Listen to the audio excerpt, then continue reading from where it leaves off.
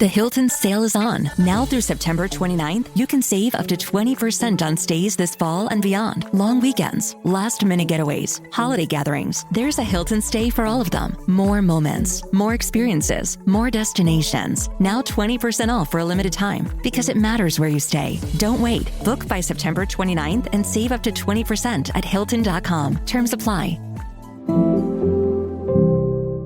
Hilton for the stay. This episode is brought to you by Nespresso and Samra Origins by the Weekend Coffee Collection. Introducing Samra Origins. My collaboration with Nespresso is a connection to my roots, to my mother, Samra. Coffee that hits the right notes. It transports you. Crafted with unique notes and bold soaring flavors. Experience a taste that moves you. Nespresso and Samra Origins. Discover more at Nespresso.com.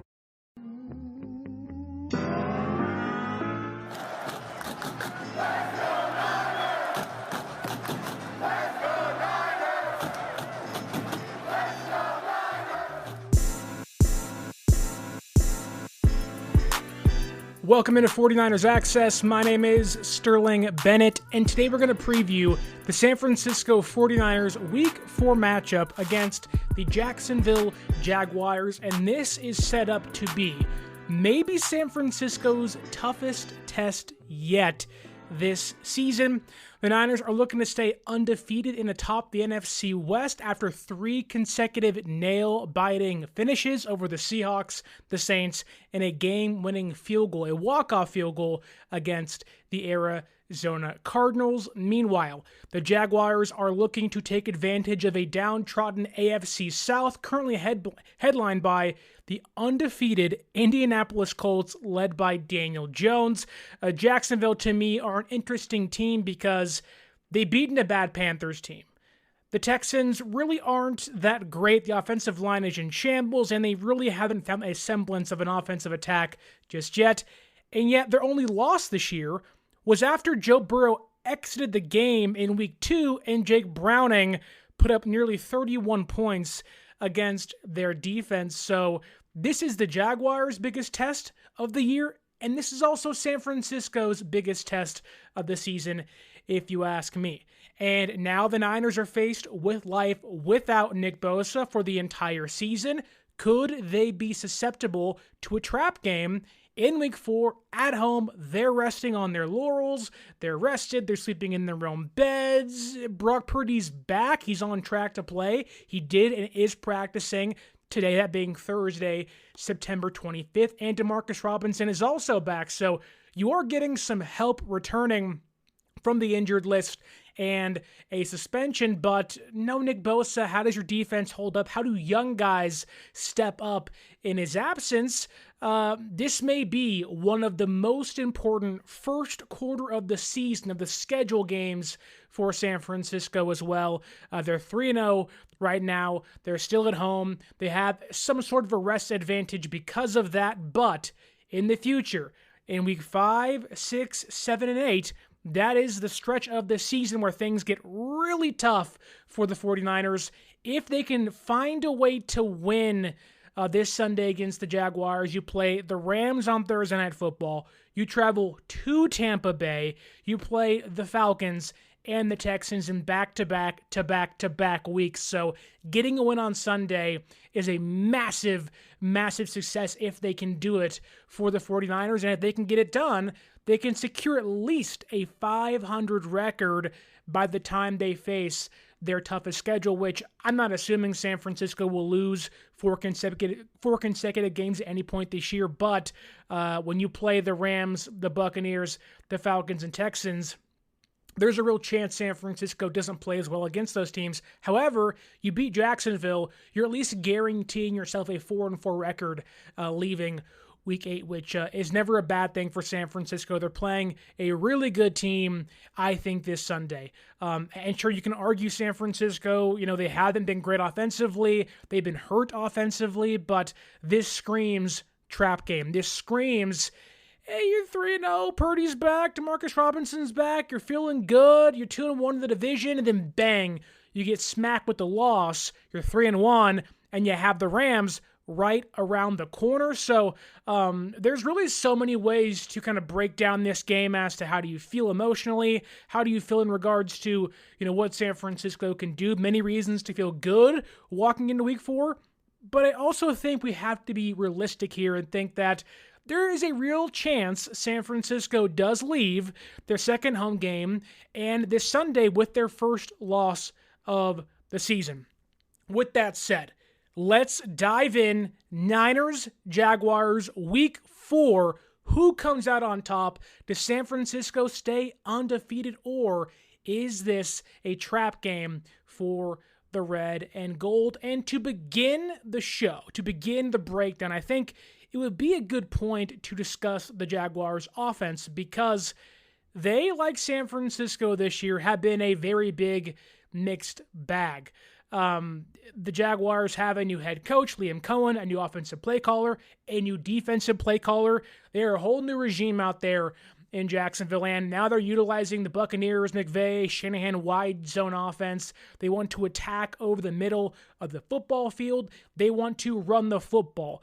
But it's worth noting that they are 3 games in with a same quarterback, but a new play caller, some new weapons in place, a lot of new offensive linemen, new running backs back there, Pearsall, Tuden, Travis Etienne's old, but my point still remains.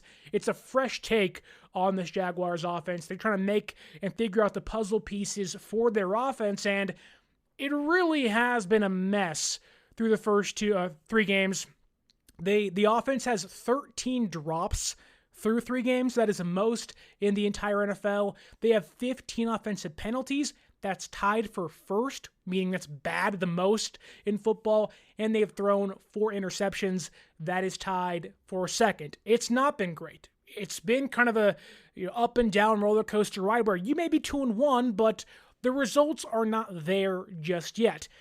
My question is this the game where the Jaguars offense kind of wakes up and you see Brian Thomas Jr., you see Travis Hunter, you see Etienne and Tuten and Trevor Lawrence play their best game of the season on the road against a pretty good San Francisco 49ers team? That is my fear, that things finally click in week 4. They have an entire offseason with the new regime. They played 3 games. Things haven't worked, but you give it now, Cohen and company, the chance to kind of adjust, see what didn't work through the first 3 games, and maybe week 4 becomes the game where the Jaguars offense finally finds its footing. Can San Francisco avoid that? Can their defense play good enough to keep the Jaguars offense down, push them further down if they possibly can? But let's start things off at quarterback, Trevor Lawrence. He and I think, is it Brock Purdy, are the only quarterbacks in that he's 2021. So Lawrence is the only quarterback in the 2021 draft class of those first rounders to still be on the same team. He's getting paid almost the exact same money as Brock Purdy per year, $55 million. And he really has not played up to par thus far for Jacksonville. Through 3 games this year, he has really excelled over the short and intermediate part of the field, over the middle of the football field. It's not been a long, deep threat offense. It's all been middle of the football field, short, 10, 15 yards, nothing downfield. In fact, 38% of Trevor Lawrence's passing attempts have come in the short and intermediate game over the middle of the defense. 30 of his 40, he's 30 for 40 on those passing attempts, so has found success over the middle in his passing attack. But to that I say, here's Fred Warner, here's D. Winters. San Francisco does have the great eraser, if you will, on their defense. They have the best linebacker in football. In fact, I'd probably say Warner and Winters have been playing as the best linebacking duo in football to begin the year, which is saying a lot because Winters was, albeit in line for a big jump, he's played, I think, better than the expectations that were set for him at the beginning of the year said. But Warner, I think, can completely erase what Lawrence wants to do and what the Jaguars want to do over the middle of the football field. But if you look at this year alone, so the Seahawks game, Sam Darnold, the Saints game, Spencer Rattler, then the Cardinals game, Kyler Murray, this season San Francisco has held opposing quarterbacks to a 68% completion rate over the middle of the football field. That is 17 for 25 to 148 yards, no touchdowns, and an 87.1 passer rating allowed. Really not that bad. Obviously, it's not perfect, but they have played so much bend don't break defense. They've gotten takeaways. They've gotten punts on or third down stops. They've done things the right way and saved San Francisco a ton. And a lot of that has to do with limiting what quarterbacks can do over the middle of the football field. Kind of harkening back to my point earlier of the Jaguars offense really not being able to find their deep game just yet through the air. Trevor Lawrence is 0 for 9 on deep passing attempts this season. That is 20 plus yards through the air downfield. Now, he hasn't gotten help from guys like Brian Thomas Jr. He hasn't gotten help from guys like Parker Washington, Dimey Brown, and Travis Hunter. It's been a much more kind of stuck in the mud, kind of malaise of an offense through the air for Jacksonville. And for kind of context, where Jacksonville is 0 for 9 through 3 games on big-time throws downfield, 20-plus yards, Purdy had 5 in one game against the Seahawks. So that's attempts, mind you, not completions. Like, they really do not have or haven't tried to throw the ball downfield. It's all kind of dialing things in, tuning things kind of over the middle, on the outs, never deep downfield. And, when you look at, for more context, Trevor Lawrence right now as a quarterback for the Jacksonville Jaguars has the 18th highest average depth per target. He's a below average quarterback at targeting deep down the football field. That to me works in San Francisco's favor. When you have an opposing offense that wants to funnel their offense through the middle of the football field, you're just wanting to feed Fred Warner. You're wanting to feed D. Winters. You're wanting to feed San Francisco's defense where their best defensive player is. That doesn't sound smart. In fact, that leads into San Francisco's defense, at least through the air, having an advantage against the Jaguars' scheme. So that, to me, works in favor of San Francisco in a big way this Sunday. And for more context, Trevor Lawrence is tied with Brock Purdy, who's played one game this year, and Aaron Rodgers with the Steelers, who have had their own offensive problems out there in Pittsburgh, for the 8th highest turnover-worthy play percentage in football. And Rodgers or Lawrence is also tied for the 4th most turnover-worthy plays, so he is going to put the ball in harm's way. He is going to give the football up. Now, I get it, you're in close games, you want to make a play, but Lawrence has never really looked like the top prospect he once was, which I think he has the archetype to be a good quarterback in the NFL, and I think this offense does fit him a lot better than what it was like with Doug Peterson out there as the head coach, but he just really, his vision, his timing's been off, the ball placement hasn't been there. In fact, Lawrence will just miss guys who are wide open downfield, so you're not facing the best quarterback this Sunday. He's not going to tempt you or kind of go at you deep downfield, and it'll all kind of go back towards where Fred Warner takes away a part of the field for San Francisco's defense. So Lawrence's skill set, the way he plays football, kind of feeds into San Francisco having more defensive success. He will give the football up. He will not target them deep. He will turn the football over, so that does help San Francisco. However, the Niners have also played some bad quarterbacks and even some guys that don't turn the ball over, and they've been in really close games this year. Every game has been down to the wire. Every game has been nail-biting. And I think the Jaguars, through 3 games this year, probably have the best defense they've played. Obviously, Seattle, it was a big test. You're on the road in Seattle. They have a heck of a defense out there too, but from what's been put on paper and film and their PFF scores and box scores, everything included, Jacksonville probably has the better defense of the 3 teams they have played. And when you kind of line those things up, you're looking for just your offense to score just enough, right? Give me a 1-score game again or whatever, but this will be a nail-biting game. And you might find small mistakes, small minute details being the difference maker, this Sunday against the Jaguars because, and a big reason of this is Brian Thomas Jr., right? The Jaguars offense has, again, not found its footing. They've been in the malaise. There's been plays and drives this year where Brian Thomas Jr. Just doesn't seem to want to play football, doesn't want to be on the field, is giving up on plays, not a great run blocker. He's dropped 3 passes this season, which that's also a quarterback stat too, in a sense of was the ball put in the right place, but I think it's kind of equal to say that Trevor Lawrence hasn't played great football this year, and that's pretty evident. But the Jaguars' offensive weapons have also not helped Lawrence when he's also made some nice throws. So it's a give and take of that, and Brian Thomas Jr. has been a big example of that for the Jacksonville offense. 24 targets this year, so about 8 per game. Just 7 receptions and 3 drops. That's tied for second in the NFL. Now, what Jacksonville does really well is they move their guys around from the slot to the left to the right. They move these guys all the way around, and Brian Thomas will find himself playing in the slot about 30% of the time against opposing defenses. So it's a big test for guys like Upton Stout when Thomas Jr. is there. Maybe you see San Francisco utilize a different cornerback, whether it's Chase Lucas or they just have a bigger body slot guy there, because Thomas Jr.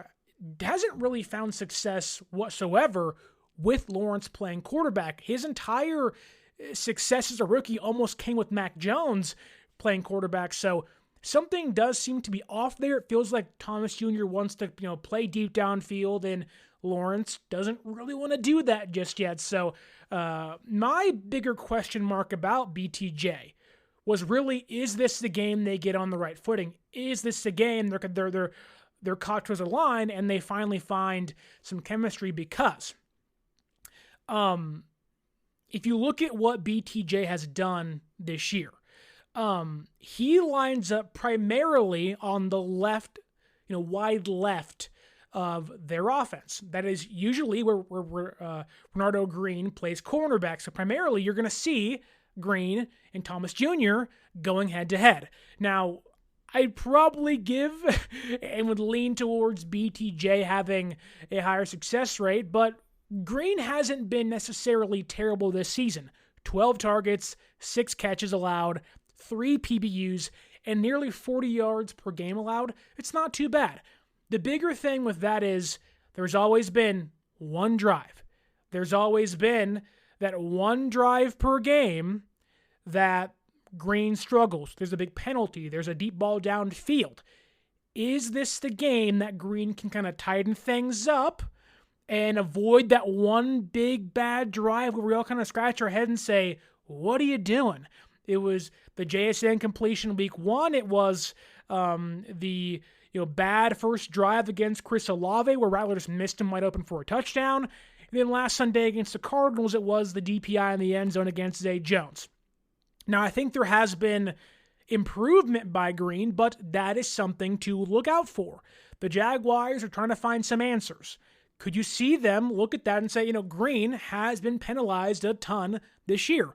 We have guys that can get deep downfield.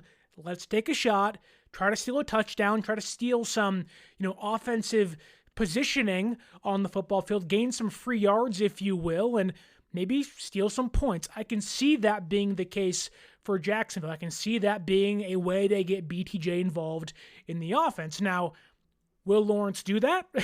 The last 3 games wouldn't indicate that, but I think it's worth mentioning that Green's had that one bad drive per game that could lead to BTJ getting going, and all it takes is one big play, I think, can change the outcome of this game. We've seen San Francisco's defense play lights out and shut down teams like Seattle, the Saints, and the Cardinals, and Jacksonville's offense through the air is nothing to write home about. No one's saying that. They're not great. A lot of miscues.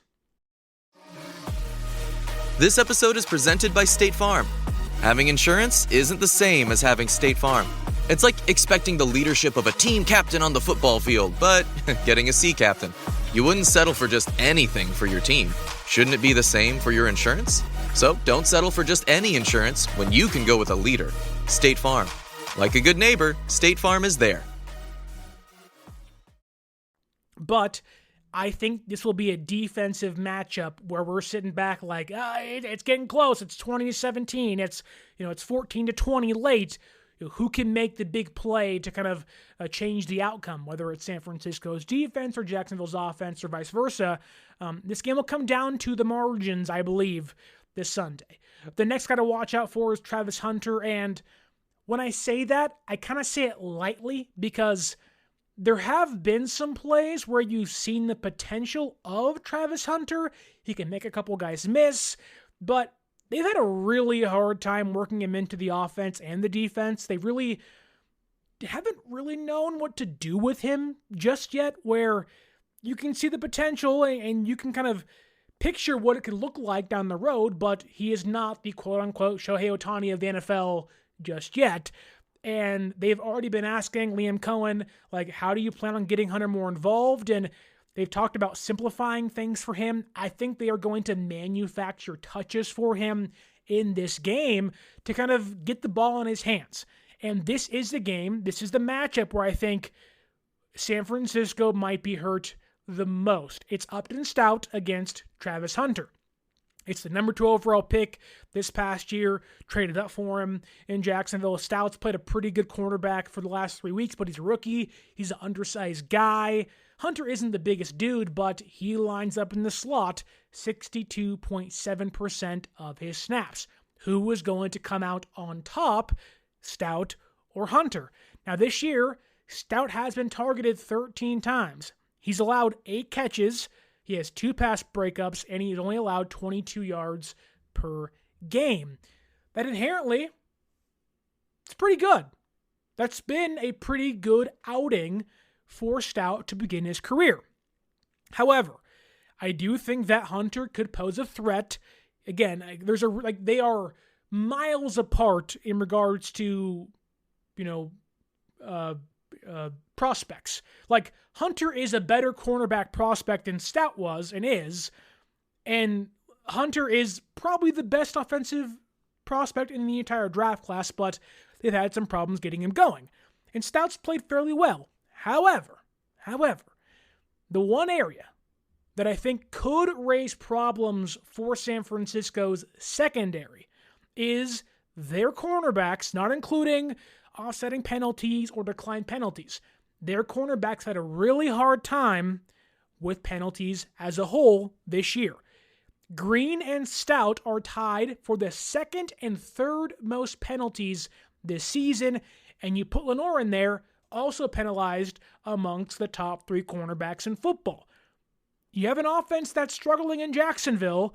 You force the football downfield. You kind of make these cornerbacks panic a bit. You test them early. They're young. Green's in year 2. Stout's in year 1, 3 games in. I think that could pose a threat. Now, again, I don't know. The Jaguars offense has to actually show something worth being positive about. But that hasn't been the case. But that could be an issue for San Francisco. I trust Robert Saleh. I trust this defense. But these are young guys in big games like this. And when things are tight, they've proven to come up big for you. Stout had an amazing pass breakup against Zay Jones against the Cardinals to save that game for San Francisco last week. But you're not like Travis Hunter's a better receiver than Zay Jones is, in my opinion. They're different guys, but they do pose different threats. And I think, for as fierce and as relentless as Stout can be, if you're manufacturing touches for Travis Hunter, the odds are Hunter probably wins that battle more often than not. So I'll give Stout his credit. He's fought hard. He's come back, but penalties have been an issue. The Saints game, they were a problem. Stout got called for one. Siegel was called for one. Green's been called for a couple the first 3 weeks. So penalties on the secondary in San Francisco could be a problem. But I think this will be a game where the Jaguars try to get Hunter and Brian Thomas going. I'm assuming BTJ deep downfield to kind of test Green and maybe, test Stout with Hunter on manufactured touches. That said, let's continue to move on to the next guy, and that is Quickly mentioning Dyami Brown, I think he's back this week. He'll probably be the receiver 2, be out of the slot. So we'll see how he looks. I think he's a pretty good receiver. He does pose a threat, so we'll mention him. But the big one, and I've already seen it mentioned a handful of times in the YouTube chat with the live show today. Let's see if I can find it again. Fish and Chips says, our DBs should be okay with the wide receivers. I will say it again. Strange, that is Jacksonville's tight end, Brenton Strange, will be targeted often. It's not just often, Fish and Chips. In fact, Brenton Strange walks into week 4 with 16 targets on the season. That is the second most on the team. He leads Jacksonville with 137 passing yards and has primarily flourished in the short yardage game over the middle of the football field and in the flat. Now, one area that I think that, we've already hit on this, that Lawrence has primarily targeted is the middle of the football field, intermediate and short yardage areas. That's where Brenton Strange has done his damage. Now, then there's Fred Warner and D. Winters. I do think San Francisco should be able to limit or maybe even erase Brenton Strange from the game plan entirely. I want to give Jacksonville credit and Cohen credit. It's a good offensive play caller out there in Jacksonville, but I just think that Lawrence, he's not going to sit back there and he's not going to be able to target Strange over and over and over again with Warner and Winters primarily guarding Strange. Those two guys are the best coverage linebackers in football. They're awesome. And so I think that when you if this was, let's say, the Cardinals defense, or say it was, Jacksonville against the Panthers or the Bengals, or let's say it's the Texans, who are a good defense as well, those three defenses are going to let Jacksonville get away with more things. They're going to let Strange eat some. But I think that Warner and Winters should be able to at least limit what Strange can do. But yes, worth mentioning here, Strange has been essentially Lawrence's favorite target throughout the first 3 weeks. But again, worth mentioning. But when you want to pass the football, you have to pass block. And I think that has been a pretty big problem for Jacksonville. PFF has been really kind to them. They are a top 10 pass blocking unit in the entire league right now. But I do think there is a little bit of muddied water there. Now, when you see PFF in their team reports, they talk about running backs and offensive linemen and tight ends together in regards to pass blocking. But when you primarily focus on Jacksonville's offensive linemen, it gets a little bit trickier to say they're a top 10 passing blocking offense in football, because starting at left tackle, Walker Little has, coming into this year, he's played 3 games. He has allowed, through the first 3 weeks, 14 pressures, 3 quarterback hits, and 1 sack this season. And this is, to me, where San Francisco may indeed miss Nick Bosa a ton. When you see a clear deficiency on the opposing team's offensive line, that is where you'd normally say, oh, Nick Bosa, have fun, let him loose, and let him be a relentless force against, in this case, Walker Little. Yet, there is no Nick Bosa. You don't have somebody that can continually beat a guy on first, second, and third down. Yes, you love Bryce Huff. Yes, you love what Michael Williams has done through 3 games. You're hoping to get some sort of production from Samuel Kawanu and Yetur Gross-Matos as the year goes on. But you do wish you had Nick Bosa. Now, on third downs, I think Huff can easily beat Walker Little. He's an okay left tackle, but he's really struggled early in the year, in which, no offense to the Panthers and the Texans and the Bengals, albeit the Bengals have Hendrickson and Jamar Stewart, and the Texans have Hunter and Anderson, Bryce Huff has played better than all of those guys this year. Now, can that continue? I think so. I think Little really is it is a spot San Francisco's defense and Robert Saleh can say, hey, attack, attack, attack, attack. We can get through to the quarterback via the blindside blocking of Little. But that kind of continues into the interior where we've discussed, how does Bosa's loss impact San Francisco? Can Michael and the rest of the interior guys continue to force pressure and force guys to the outside? Well, one, Lawrence is not going to run the football. He doesn't want to scramble too much. He wants to stay in the pocket and make some plays. And if that pocket collapses, you are likely going to be able to bring him down. And if Little's a problem for Lawrence on his backside, his blind side, it's not like their guards, Ezra Cleveland and Patrick McCarry, have played any better. In fact, those two guys have combined for 10 pressures allowed this year. And those guys are smaller guards playing in a wide zone offense. That, to me, leads me to believe that Alfred Collins and guys like Micah Williams, stronger dudes that want to push the pocket, are probably going to have success in either getting to Lawrence or at least forcing pressures against him to make him make a play. I do think San Francisco's defense can handle, the Jaguars' offensive line. And on top of that, those three players, Walker Little, Ezra Cleveland, and Patrick McCarry, have combined for 6 of their 15 NFL leading offensive penalties. So you're going to get called for holds. You're going to get called for, illegal hands to the face. You're going to get called for all that stuff. And you're going to make those smaller-bodied interior guys panic, hopefully get Jacksonville into longer third downs, longer second downs. I do think San Francisco's defensive line and defense can hold up just as well without Nick Bosa this Sunday against Jacksonville. Now, maybe you see the Jaguars go to a more quick game. You see more screens, end arounds, again, more manufactured touches for guys, but that remains to be seen. This is the Buccaneers offense, really, of last year. That really wasn't part of their game. So the odds would say that's not going to be the case this Sunday against San Francisco. Like, their offensive line really isn't that great, but here, the next two stats I think are very telling. I'm going to give you. On top of the pressures I think San Francisco can get in other teams like Carolina, Cincinnati, and Houston has gotten against the Jaguars' offensive line, Trevor Lawrence has only had 2.6 seconds to throw per dropback. That is the 6th lowest time in football. He is hike, boom, balls out. There is no 7-step drops. It is back. We got to go. They're not holding up.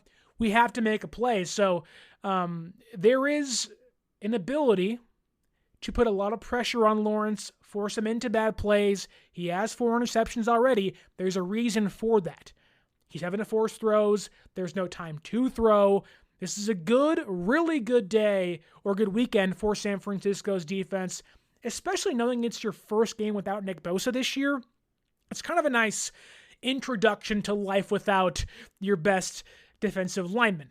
The next stat, though, is, okay, what does San Francisco's defense, what does Saleh cook up without Nick Bosa out there? Does he blitz more? Does he not blitz more? And this stat is courtesy of ESPN's Nick Wagoner. Love Nick, does great work out there for ESPN. In the 97 career games in the regular season for Nick Bosa, San Francisco has blitzed 20% of its snaps. That is with Saleh, Ryans, Wilkes, and Sorensen. 4 different DCs. So a lot of sample size there. 97 games in the regular season, only blitzing 20% of the time. But when you lose Bosa in 18 games without Nick Bosa, San Francisco has ramped up their blitz percentage nearly 12% to 31.9% without their star defensive end. And if you want to dive even deeper into the specifics here, Robert Saleh coached the San Francisco 49ers defense in 2020. Nick Bosa got hurt in week number 2. It wasn't a great year for San Francisco by any means, but with the personnel they had that year, which again wasn't great but wasn't bad, they blitzed 34.4% of their snaps without Nick Bosa. We should expect a lot more blitzing from Robert Saleh's defense. Whether it is a 10% jump, a 14% jump, you are going to see a large increase in blitzing with Upton Stout. You saw it with Jair Brown last week. You saw it with linebackers in previous weekends too. They are going to want to force and manufacture pressure on Trevor Lawrence, force him into to bad throws, into throwing interceptions. Again, high turnover rate, and on Nick Bosa, that leads to blitzing, that leads to forced throws, and the Jaguars' offensive line really isn't as good as PFF says it is. So there is a lot of confidence for me against Jacksonville's offense. I think, there's room for San Francisco's defense to struggle, primarily in the secondary, but if you're getting pressure, you are leading, or you're leading San Francisco's defense down a really successful road to create turnovers, to get pressure and force Lawrence into some bad throws. So my money is on San Francisco's defense being able to keep their offense in this game and keep them afloat throughout the 4 quarters they play against Jaguars on Sunday. We have a question here, or a comment here by Tommy Huxley via $2 super chat. Tommy, how you doing, Fairy? He says here, Sterling says, he's referring to Trevor Lawrence. He says, Sterling says a horseface, Trevor Lawrence, is an elite quarterback. Au contraire, my friend. Trevor Lawrence is far from an elite quarterback. Far, far, far from an elite quarterback. In fact, I think he might be a reason San Francisco loses this game, man. Kind of wrapping things up against, or for the Jacksonville's offense and what San Francisco's defense should be able to do and why they should find success, is that, again, you can get pressure, you can force Lawrence into turnover-worthy plays, he'll make mistakes. On top of that, Jacksonville has the 24th ranked third down conversion rate for their offense this year. The Jaguars cannot stay on the football field. They don't score many points with their offense. Their offense should have lost them every single game this year. Meanwhile, their defense has been really good. And I think, and we saw with Baker Mayfield when he first came to Tampa Bay, and even now, somewhat, albeit there has been more trust established there with Baker in Tampa Bay. Now that Cohen's in Jacksonville, there is this kind of restructuring, manipulation of the offense where in previous years it was, hey, let's drop back 34 times a game, number 1 overall pick quarterback, we trust him, we don't run the football, we pass the football here in Jacksonville. Now you're seeing that kind of turn down, where despite the Jaguars' struggles in the passing game, they really want to establish the run and they want to utilize play action. Right now, Trevor Lawrence, 20% of his dropbacks are in play action. That is tied for the second in football. And a big reason they've been able to do that is because of their success on the ground.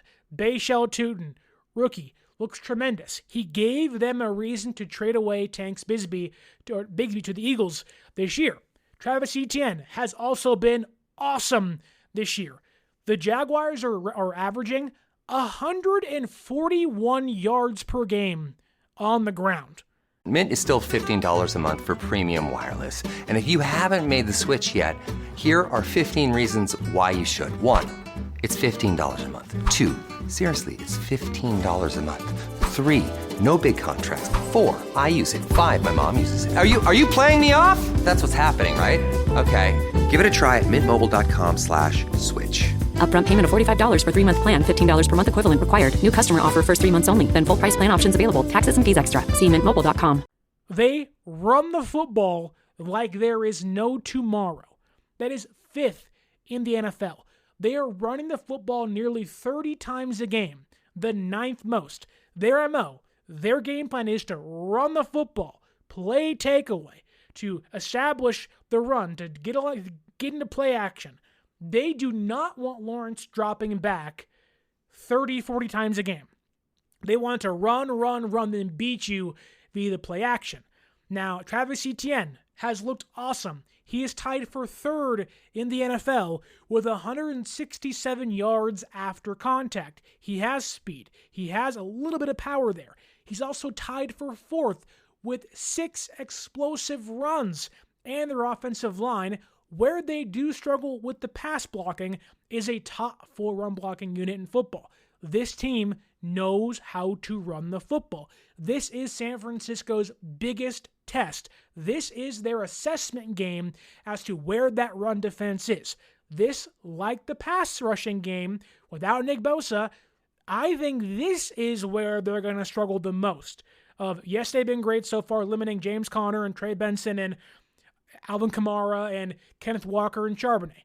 This is the game, though. A legitimate team that wants to run the football over and over again. The Cardinals last Sunday, they want to run the football, but they just couldn't run the football, and they hadn't been able to their first 2 games of the season.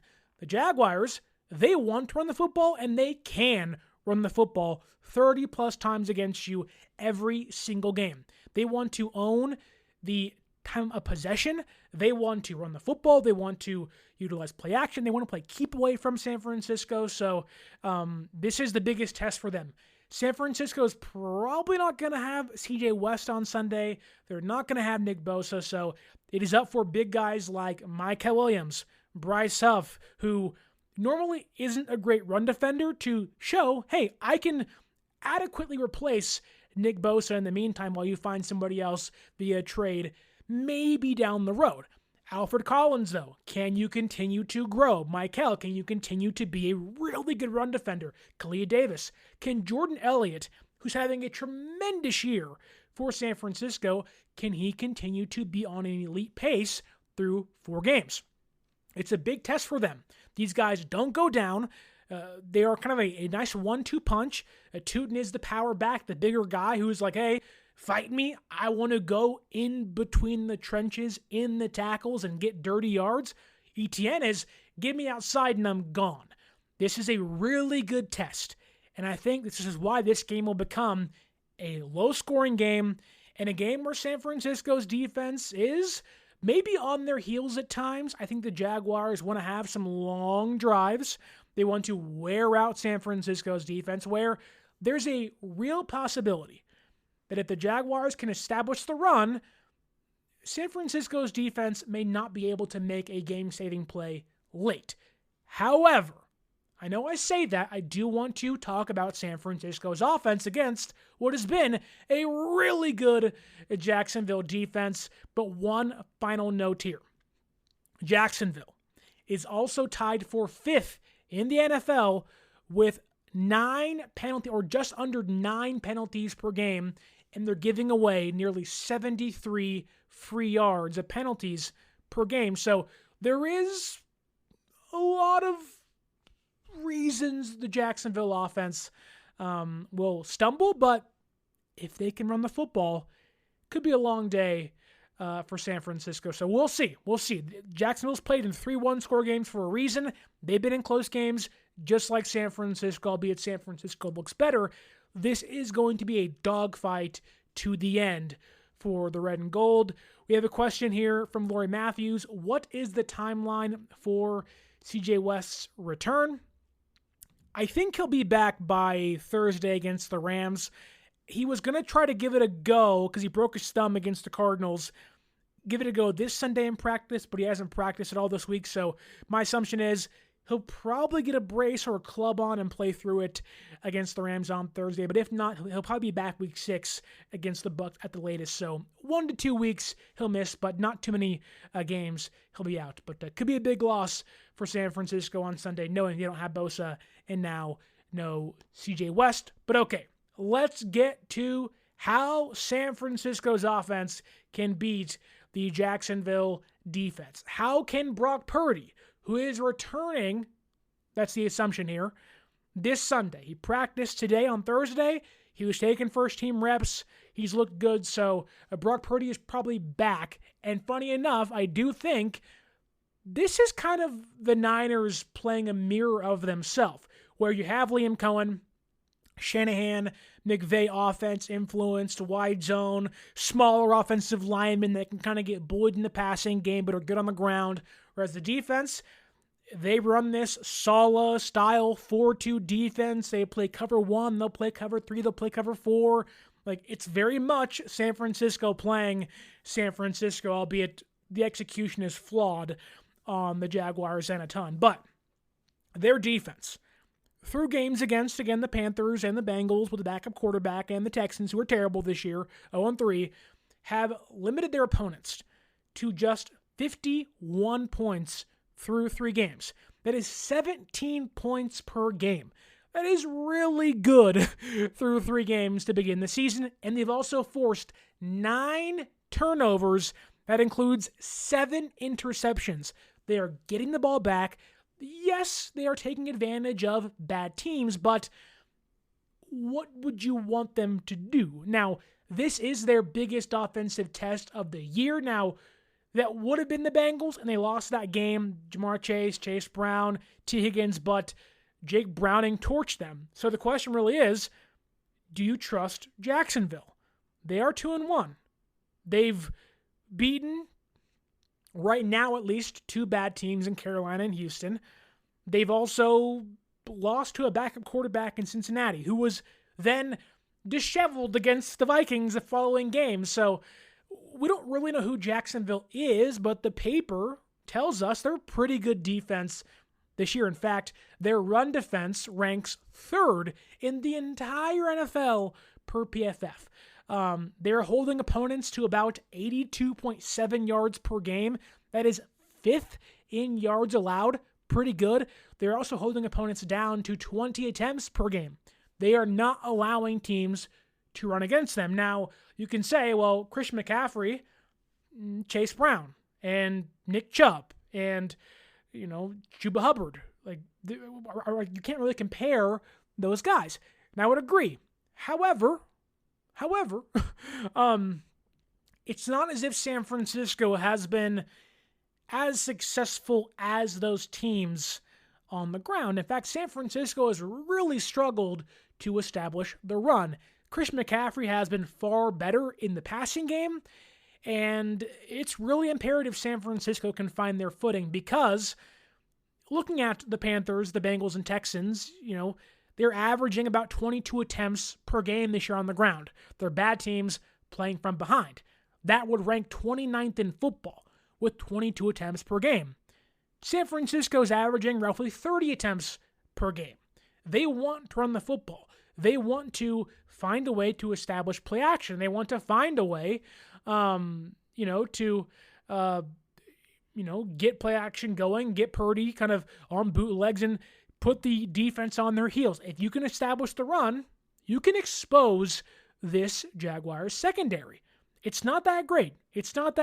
But what Jacksonville has done is they're taking advantage of bad rushing attacks, forcing bad quarterback play into dropping back 30, 40 times a game. And all of a sudden, that leads to picks, that leads to takeaways, and it leads you into winning football games. So the Niners are not like any team Jacksonville has played this year. And the Jaguars aren't really who San Francisco has played this year, in my opinion, at least, on defense. Going back to kind of the notes and the stats you have, their pass rush in Jacksonville has been tremendous. Now, again, they played the Panthers, the Bengals, and Texans. Their pass blocking offensive lines rank 18th, 26th, and 27th. Somehow San Francisco's ranks 8th in football.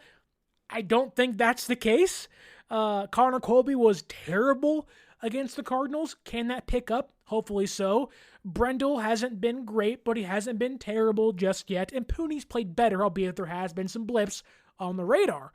Whereas McKivitz and Trent have played better in recent weeks, I would say San Francisco is probably more towards the 14th or the 15th ranked offensive line compared to top 10. That does not seem right to me, but I digress.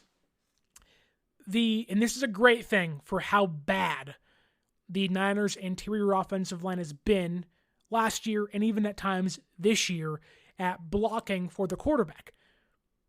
The Jaguars do not get pressure from their interior offensive linemen. They have 12 total interior defensive line pressures. That is tied for 29th. So if you're out there thinking, Eric Armstead revenge game, think twice. Devon Hamilton's not going to get home a ton. He's a run defender. They do not get pressure from their interior defensive line.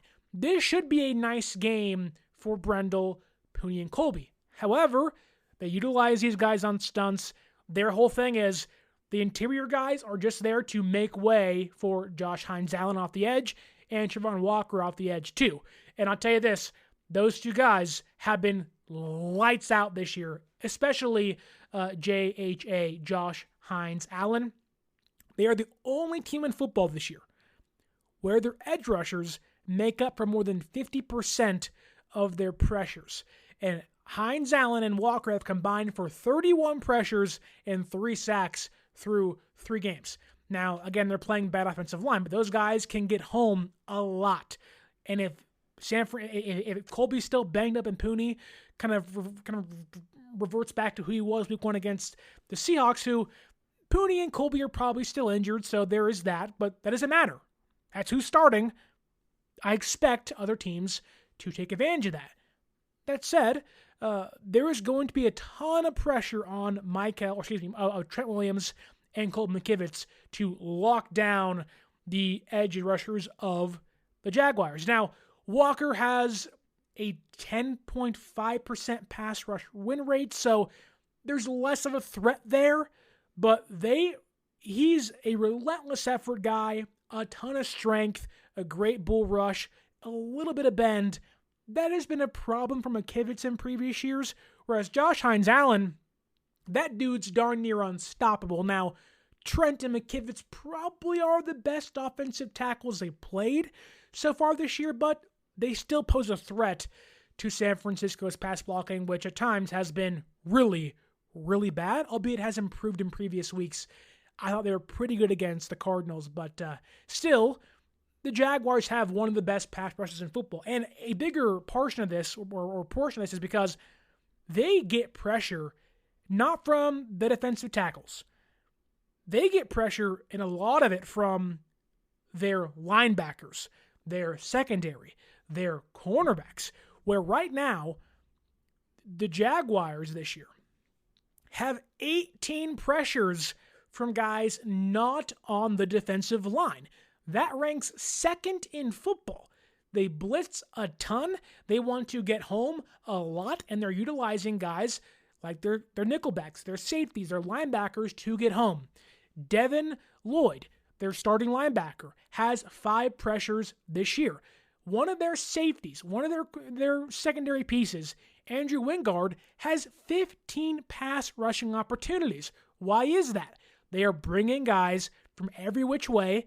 Their defensive coordinator, he has coached with Robert Saleh, he has coached with Vic Fangio, and he's also coached with Brian Flores. He knows how to mix and match, kind of change coverages, confuse quarterbacks, and all 3 of those defenses at times have given the Niners offensive line some problems. So I'm expecting trench warfare once again. It's always important, but it matters a lot in a game like this. In fact, right now, through 3 games, 3 very, very close games against the Panthers, against the Bengals, and against the Texans, Jacksonville is blitzing or opposing quarterbacks 33% of their snaps.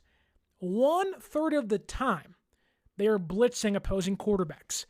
That's a lot. Now, going back to the Nick Bosa conversation, without Nick Bosa, or with Nick Bosa, San Francisco's blitzing 20% of the time. Now, without Nick Bosa, they're blitzing 34% of the time with Saleh playing as the DC. The Jaguars are blitzing with Josh Hines-Allen, with all their guys healthy, 33% of the time, and they'll disguise them. They'll bring in guys from the second level, the third level. They'll bring guys from everywhere trying to get home to quarterbacks. However, I did some digging. I got real deep, and I said, PFF, let me find a way where San Francisco can win this football game. I dug deep into Brock Purdy's stats, and I did the analytics, the calculations to say, what has Brock Purdy done against the blitz in his career? And I averaged things out because it's really hard to say 2022 as a rookie, 23, near MVP win. Then 24, where everybody's hurt. What has he done as on average? Against the blitz for Brock Purdy in 24, 23, and 2024, on average, a 77.6 PFF grade, a 66.5 completion rate, 1,388 yards, 10 touchdowns, and 3 interceptions. What does that mean?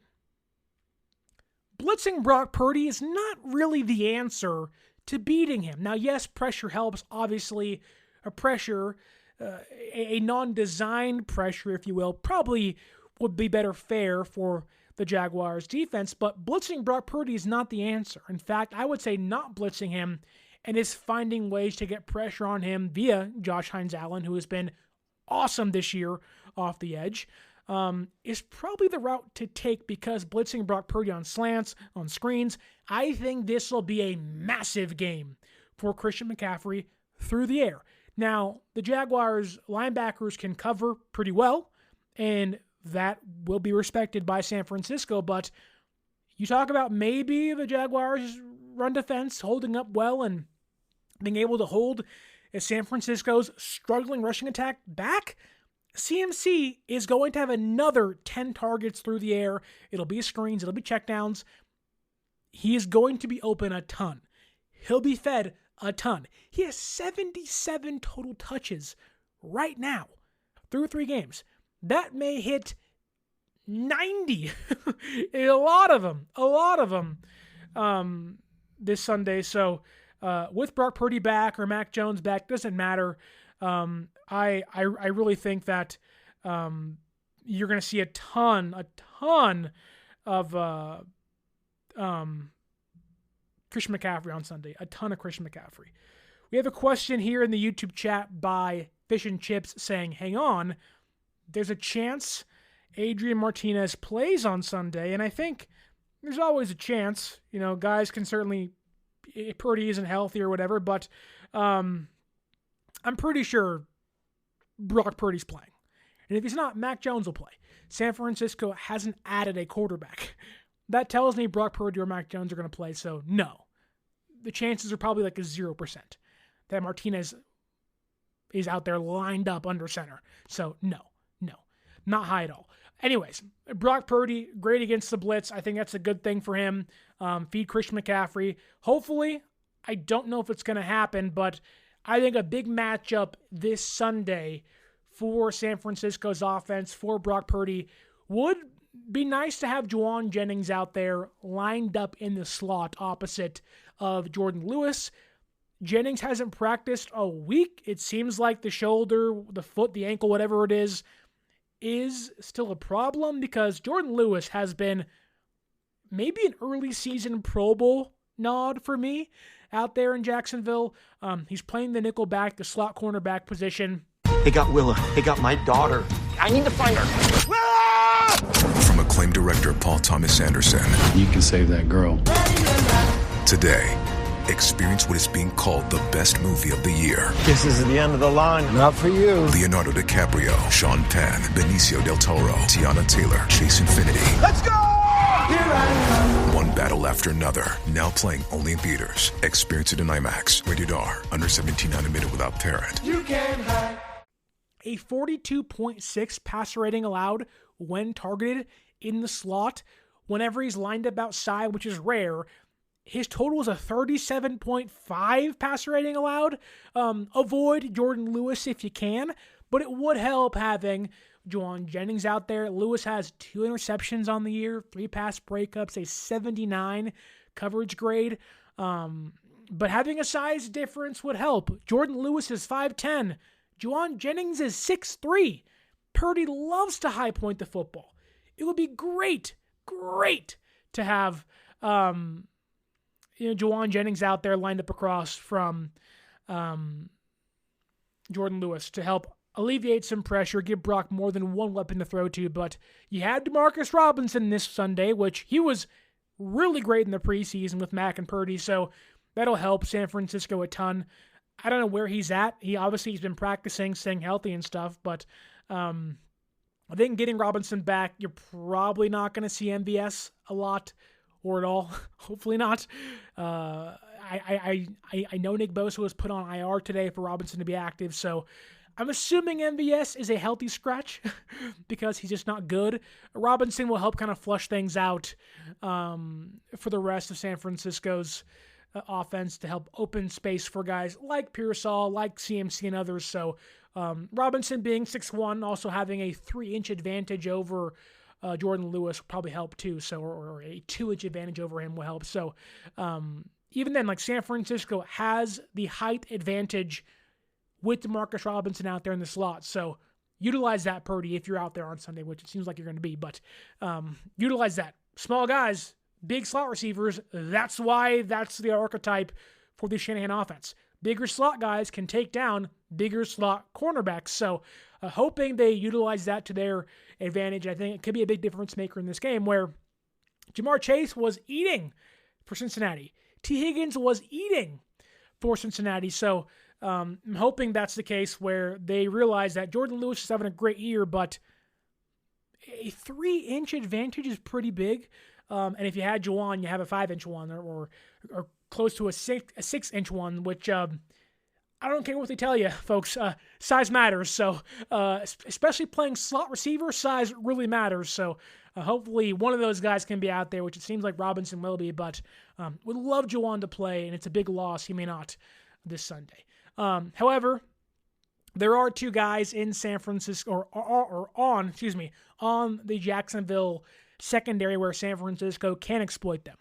Because looking at their stats this year, Tyson Campbell, the outside cornerback for Jacksonville, not a bad player. I think he's a good player, good tackler, good run defender, but through the air, 119.2 passer rating allowed and 3 touchdowns. Yikes. That's not good.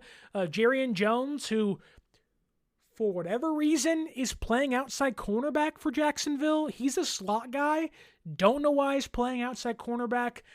104 passer rating allowed and 1 touchdown. It's not like their secondary's been playing lights out football. Now, there are pieces that have, mainly Jordan Lewis, and their ability to get pressure from the edge and manufacture pressure from linebackers and their secondary helps. But just on a simple true pass set, their secondary's not been great outside of Jordan Lewis. You can expose Campbell. You can expose Jarrian Jones. I expect, as it has been through the first 3 games, Pearsall gets 10 to 8 targets per game, and Christian McCaffrey once again has about 20 touches. This just seems like another CMC big receiving game. I'm not expecting, though, San Francisco to stretch the field. I think Eric Murray's played great football for the Jaguars safety group this year.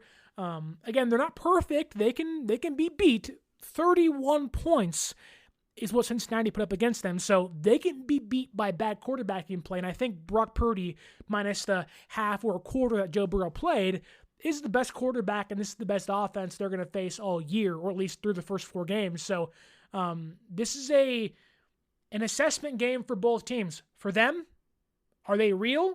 Is beating bad teams, and once they play a good team, like are they good? Are they going to fall apart? And for San Francisco, this is a good defense you're playing. A good front 7. Can you finally get your running game going?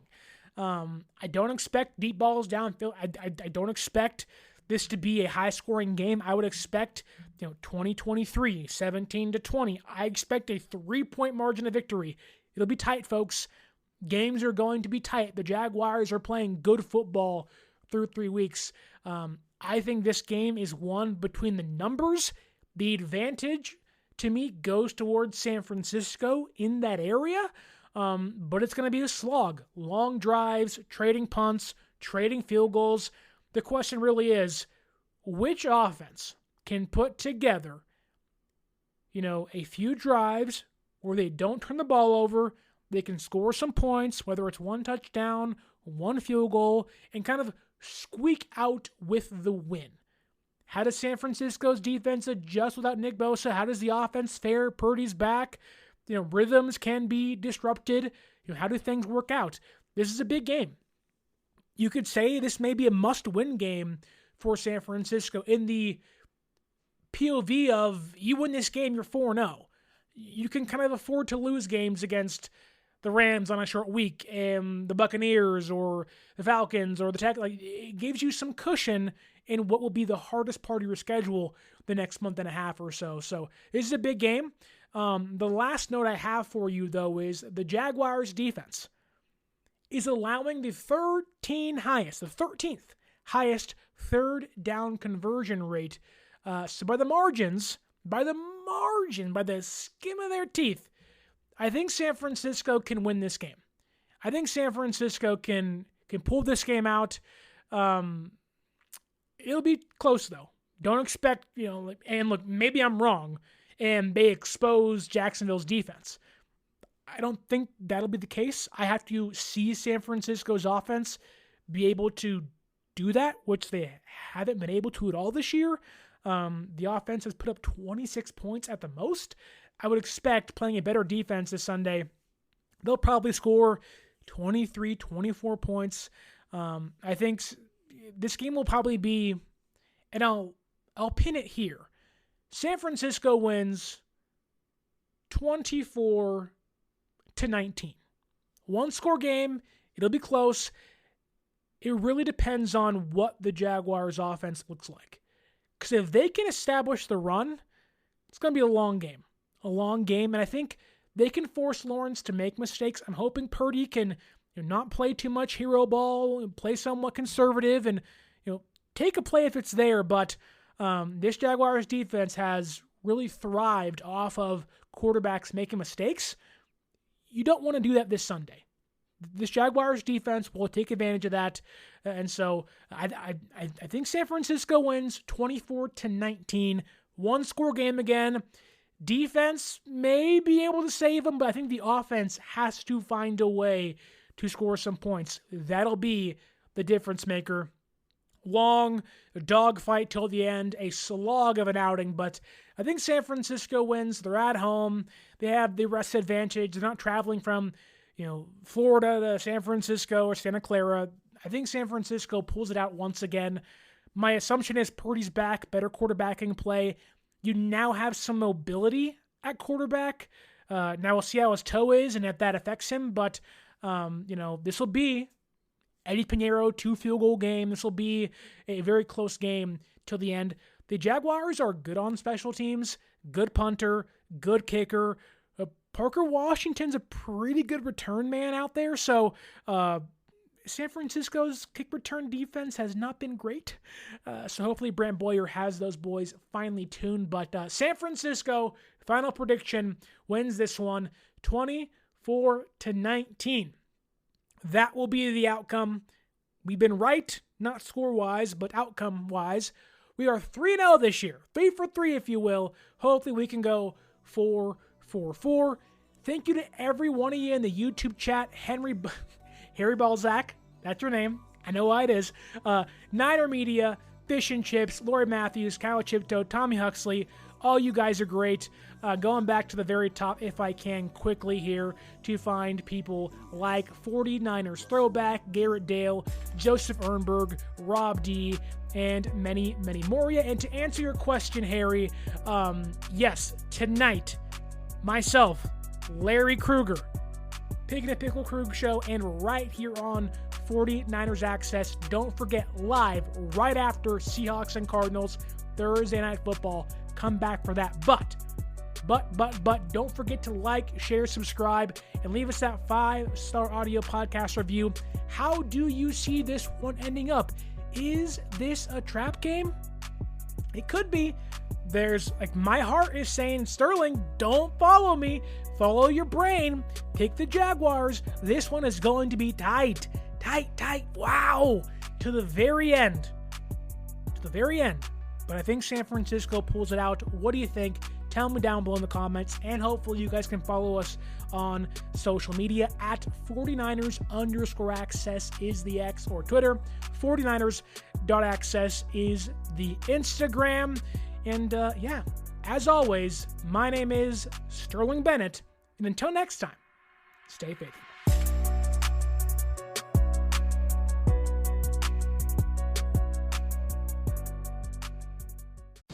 ABC Wednesday. Shifting Gears is back. He has arisen. Tim Allen and Kat Dennings return in television's #1 new comedy. What? With a star-studded premiere including Jenna Elfman, Nancy Travis, and... Hey, buddy! A big home improvement reunion. Welcome. Oh, boy. That guy's a tool. Shifting Gears. Season premiere Wednesday, 8/7 Central on ABC. And stream on Hulu.